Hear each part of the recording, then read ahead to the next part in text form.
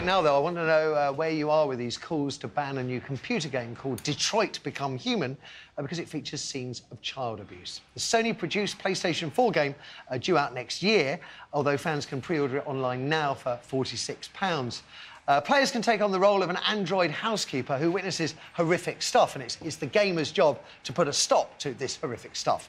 The scene of a father beating his daughter with a belt has already been branded sick and repulsive by child abuse campaigner Esther Ranson. Violence against children, she said, is not entertainment. The makers of this game should be thoroughly ashamed. Her views, I have to say, have been based on the trailer, nothing else, which was released a few weeks back. We're going to show you a little more of that trailer now, with sound, and it's worth mentioning younger viewers and those with a sensitive disposition may want to look away right now. Come back here. You stay there. Don't you dare move. Alice! Daddy's very mad! It's all over now. Daddy isn't angry anymore.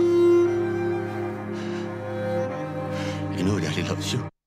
Now, the actual murder, as you can see, appears off camera. The question is, should the makers of this game, Quantic Dream, feel ashamed? Well, no, says writer and director David Cage. What's important to me is to say that a game is as legitimate as a film or a book or a play to explore any topic, such as domestic abuse. So I had a look at films and books. Spotlight, 2015 film about child abuse in the Catholic Church, showed priests beating children, OK? Then there was a film, A Child Called It. This was celebrated by anti-child abuse campaigners who said it was very useful because it showed victims they are not alone. So for books and films, the case is there that these can be positive. What about video games? It's worth saying there is no definitive proof that violent video games encourage violence in the real world. Some studies say they do, but just as many others say they don't. There are even other studies that argue violent games can be good for children. They promote empathy and social skills. This game, the one we're talking about, hasn't yet been sanctioned for release by the Video Standards Council, and we did call Sony, the overall makers, for their comment. They didn't offer any. I'll kick up with you then, Robin. I mean, scenes of violence, child abuse. My gut instinct is that I personally don't like that, and I even avoid that generally in films and stuff like that. I've reached that age now, late middle age, because I'm 48, and I don't think I'll have got that long. But I don't like the. But the other side of it is where this newspaper report is starting from is the kind of place where horror comics were held up to. You know, they must be banned in the 1950s. Where we have the same with video nasties, which main crime is that they're incredibly dull. And you know, in terms of evidence, I don't think there's enough to make me. And I am very interested in the idea of if this narrative is played properly, as you said, will this actually mean people are able to express themselves about it, to understand this situation? So it could be a force for good. Yeah, but I do still worry, and again, this is not based on evidence, so I feel bad about it, but I sometimes worry about the interactivity of something which makes it different from a play or a film. And repetition, perhaps? You might read a book once or twice. The video game, I don't know how many times you would encounter this scenario, but I would imagine many, many times. Probably not. No?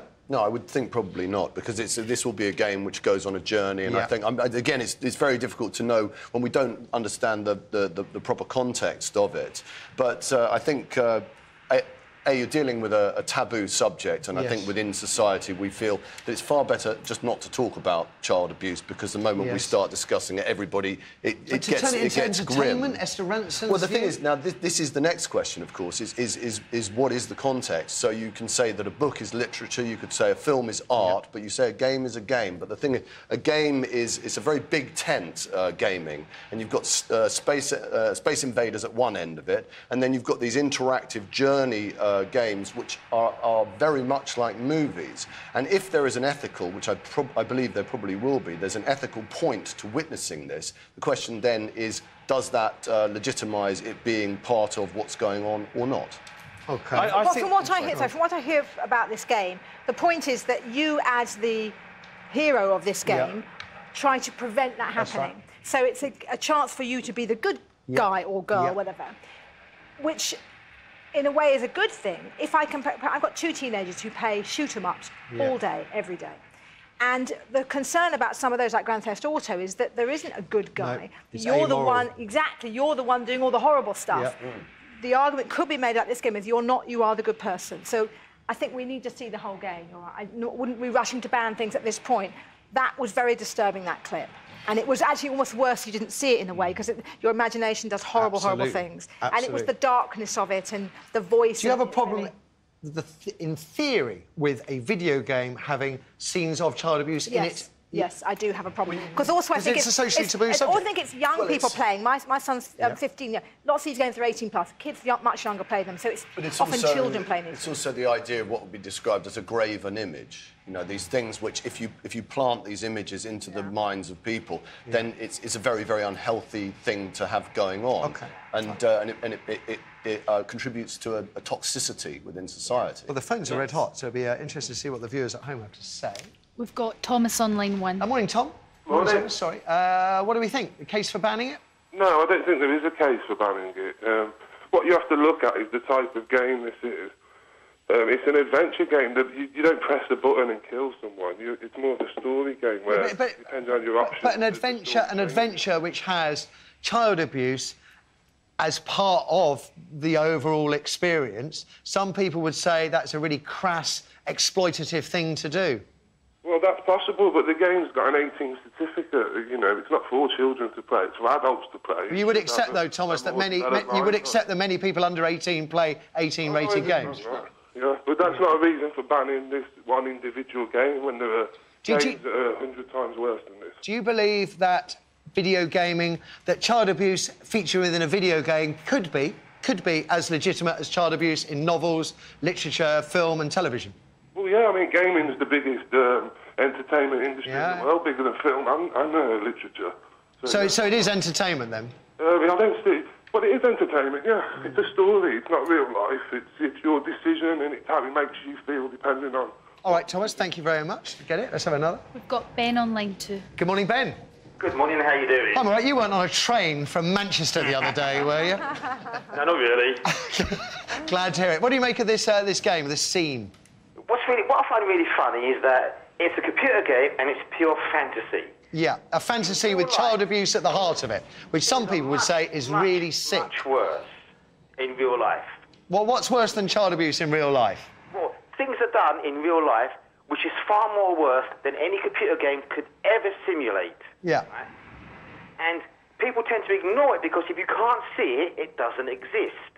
Therefore, this game brings it to the forefront and makes people realise that such things do happen. Absolutely, but the criticism, Ben, I agree with every word so far, but what you're doing in a video game is you're turning it into entertainment, that child abuse becomes a critical part of the gameplay, and some people say that because it is, as Murray rightly said, it is a social taboo as well.